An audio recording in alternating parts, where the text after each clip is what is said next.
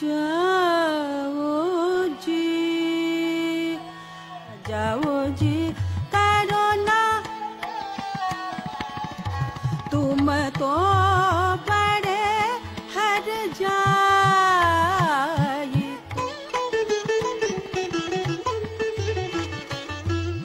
करो ना छूटे बतिया।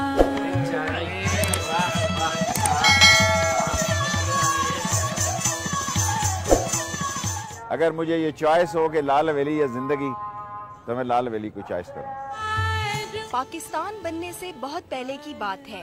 झेलम के खुशहाल हिंदू घराने के चश्मो चराग बैरिस्टर धनराज सहगल सियालकोट में शादी की तकरीब में बुधा बाई को दिल दे बैठे। मोहब्बत की इस कहानी ने लाल हवेली की बुनियाद रखी।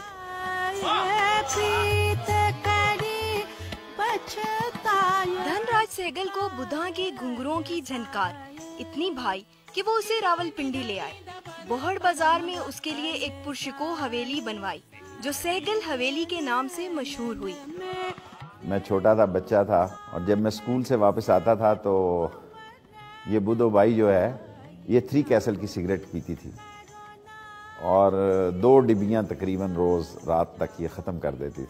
तो जब मैं वापस आता था तो ऊपर से ये मुझे ही डब्बी, इस वक्त हम यहाँ डिब्बियाँ खेलते थे सिगरेट की जो 3 कैसल की डब्बी होती थी उससे दूसरी 20 डब्बियाँ मिलती थी। सामने एक खीर का थाल होता था, कभी कभी उसको बुधो बाई कहती थी इसको खीर। मीठे का मैं बड़ा शौकीन था शुरू से।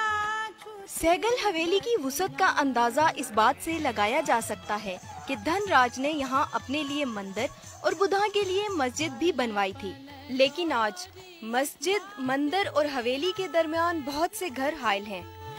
पल पल पल पल पल तबले की थाप दिल की धड़कनों में ढली तो बुधा ने घुंघरुओं की जगह पाजेब पहन ली। कहने वाले कहते हैं हवेली में आने के बाद वो सोमो सलाद की पाबंद हो गई थी। ऑस्टन कार थी उनके पास 1938 मॉडल, वो मैग्नेट सिस्टम थी। उसके जो पहिए थे वो लकड़ी के थे, रबड़ लगा हुआ था, उसके ऊपर वो कश्मीर वगैरह भी जाती थी। तकसीमे हिंद के वक्त धनराज सहगल ने हवेली बुधा बाई को सौंपी और खानदान के साथ हिंदुस्तान चला गया। उधर अदालत ने सहगल हवेली को मतरूका मलकियत करार दे दिया और बुधा के हिस्से में सिर्फ 2 कमरे आए जहां आज भी कुफल पड़े हैं।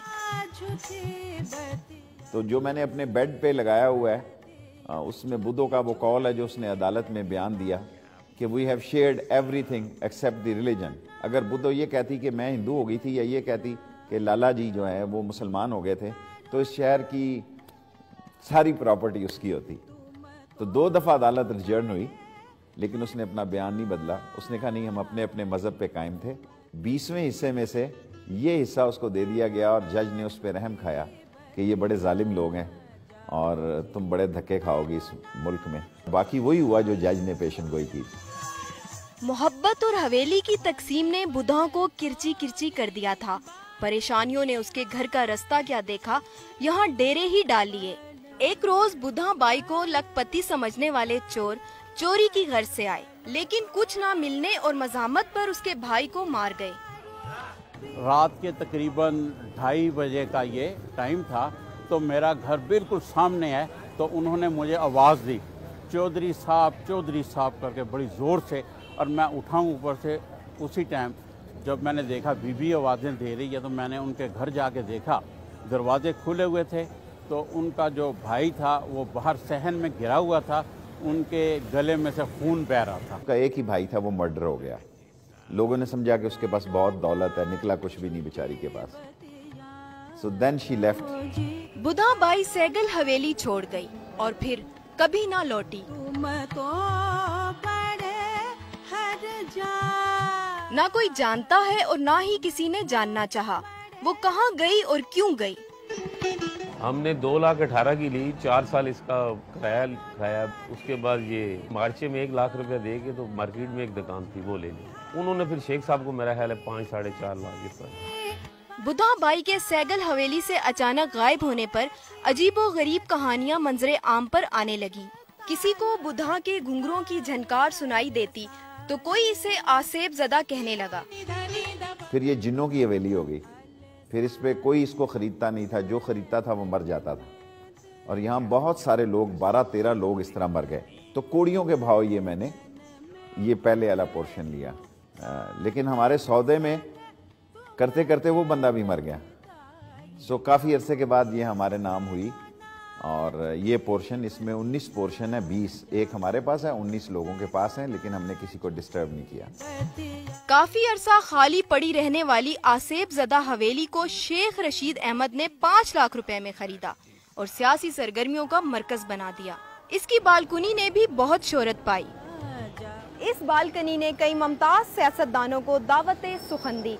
नवाबजादा नसरुल्लाह, नवाज शरीफ और अल्ताफ हुसैन जैसी मुमताज शख्सियात ने इस बालकनी में खड़े होकर अवामी इज्तिमात से खिताब किए। शेख रशीद अहमद ने हवेली की तज़ीनो आराइश में खास दिलचस्पी ली। इसे अपनी रिहाइश गाह के तौर पर इस्तेमाल करना शुरू किया और इसे एक नया रंग और नाम दिया, लाल हवेली। ऊपर वाले कमरे में उसने 12 दरी बनाई हुई थी, 3-3 दरवाजे चारों तरफ थे। काफी अरसे तक मैं उसी 12 दरी में सोता था। मेरी ख्वाहिश थी कि इसका ओल्ड आर्किटेक्ट जो है वो ख़त्म ना हो। फिर हालात ऐसे बने कि इसको मैंने चेंज किया, लेकिन मैं बुद्धों के बेडरूम को और बुद्धों के डांस घर को चेंज नहीं करना चाहता था। शेख रशीद की सकूनत ने हवेली की रौनकें लौटाई। एक रोज एक आला अफसर ने हवेली देखने की ख्वाहिश का इजहार किया। उन्होंने ये दावा भी किया कि ये उसकी माँ बुधा की हवेली है। उसने कहा कि बुद्धो मेरी वालदा थी। इतनी बात उसने कही, लेकिन मैंने बहुत सारे लोगों से जो गाने बजाने वाले हैं, जिससे उनकी रिश्तेदारियां थी, उनसे कंफर्म किया। लेकिन उन्होंने कहा हमने सुना जरूर था, लेकिन ये राज बुद्धो जो है वो अपने सीने में लेकर चली गई। बुधा बाई को यहाँ से गए मुद्दत बीत चुकी, लेकिन हवेली से जुड़ी माजी की पुरस्रार कहानियाँ आज भी नए रंग लिए मौजूद हैं। इस हवेली में 2 जिन रहते थे जो कि शेख रशीद साहब के ताबे थे बहुत। शेख साहब जो कहते थे वो शेख साहब के काम करते थे और उनके कहने पे शेख साहब चलते थे।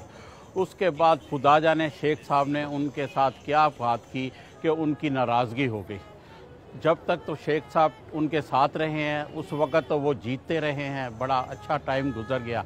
उसके बाद जब उनकी नाराज़गी हो गई, अब वो शेख साहब उनको ढूंढते हैं और उनका पता नहीं वो कहाँ चले गए। शेख साहब इन कहानियों को नहीं मानते। ऐसे सवालात पर वो एक शेर जरूर सुनाते हैं। नासिर काज़मी साहब से माजरत के साथ कि सो गए लोग इस हवेली के, एक खिड़की मगर खुली है अभी।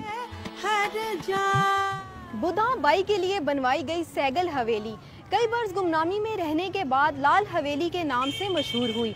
यूं जहां प्यार बिकता और ख्वाब खरीदे जाते थे, अब सियासत की गुत्थियां सुलझाई जाती हैं।